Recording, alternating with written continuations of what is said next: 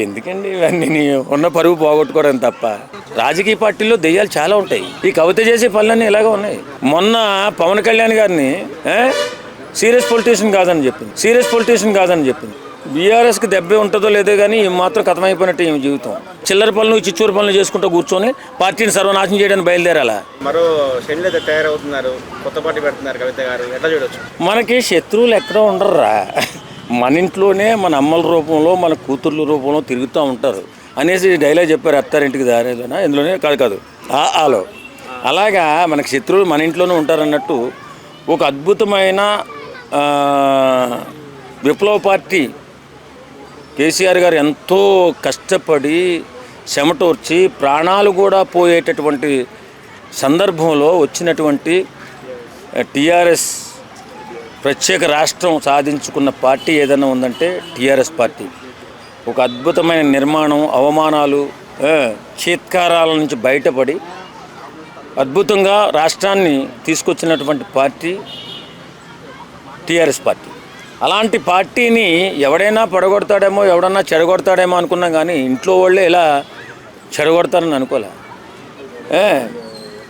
తను చేసిందే తప్పు, జైలు జీవితం కూడా గడిపి వచ్చి కిమ్మ నుండి తండ్రి చోటన బిడ్డలా ఉండవలసింది పోయి వేళ బహిరంగంగా లేఖలు రాయడం, ఎక్కడ మరుగుపడిపోతానేమో అని భయమేమో కొంపదీసి, ఎక్కడ నన్ను గుర్తించరేమో అని భయపడుతుందేమో.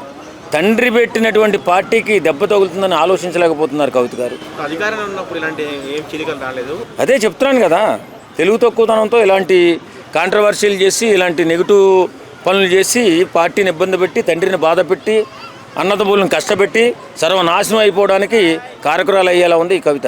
అంటే లెటర్ లీక్ అయింది కదా, సో మళ్ళీ ఎవరి వల్ల అయిందంటారు ఆ లెటర్? ఎవరి వల్ల అవుతుందండి, అందులోనే ఎవరొక లీక్ చేస్తారు. సో మరో షర్మిల, తెలంగాణలో మరో షర్మిల అంటున్నారు, మీరు ఎట్లా చూస్తారు? ఈమెను ఎవరు దేకరండి. షర్మిలని ఎలా దేకలేదు, ఈమెను అలాగే దేకరు. ఎందుకంటే ఈ ఆడబిడ్డలు తండ్రి చాటు బిడ్డల్లాగా అన్నదమ్ములతో చెల్లెల్లాగా ఉండాలి తప్ప ఇష్టం వచ్చిన ప్రవర్తన చేసి నాకేదో పెద్ద పేరుందని అనుకుంటే వాళ్ళ విజ్ఞతకు వదిలేదు. ఎందుకంటే పార్టీని చెడగొట్టడానికి వస్తున్నారు వీళ్ళు. సో కవిత గారు జైలుకి వెళ్ళడంలో కేటీఆర్ కూడా కొంచెం పాత్ర ఉంది అంటున్నారు, కావాలని కొంచెం చేశారంటున్నారు, మీరేమంటారు? కావాలని కుటుంబాన్ని సర్వనాశనం చేసుకుంటారని నేను అనుకోను. అందుకే హర్ట్ అయింది కవిత గారు.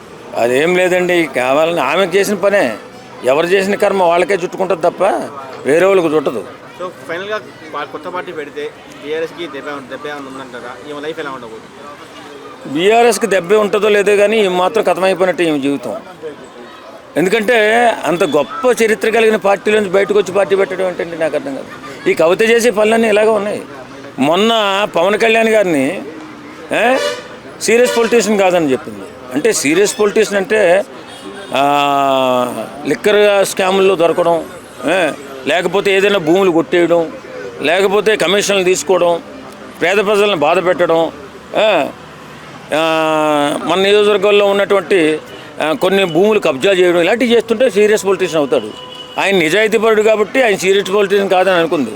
ఇలాంటి కాంట్రవర్సీ మాటలు మాట్లాడుతూ ఈమె ఇలా తిరుగుతుందంటే, సొంత పార్టీని కూడా ఇబ్బంది పెడుతుందంటే కేవలం ఆమె పాపులారిటీ కోసం, ఆమె పేరు ప్రఖ్యాతలు మరుగున పడిపోతున్నాయనే ఉద్దేశం ఏదో అని ఎవరో ఏ సలహా ఇచ్చాడో వెర్రి సలహా, ఆ సలహాకి ఈమె బలైపోతుందని.